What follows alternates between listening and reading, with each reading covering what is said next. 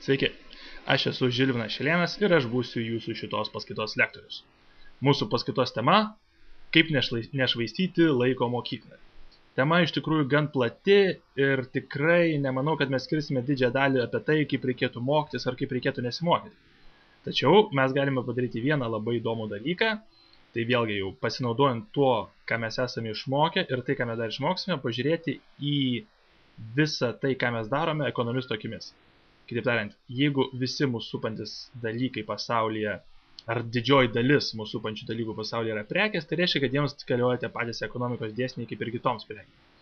Arba dar kitaip, jeigu švietimas arba ėjimas į mokyklą yra tam tikra paslauga, o jūs esate tos paslaugos vartotojai, tai vėlgi reiškia, kad tą paslaugą galima vertinti pagal ekonominius kriterijus ir žiūrėti, kaip ta paslauga veikia rinkoje.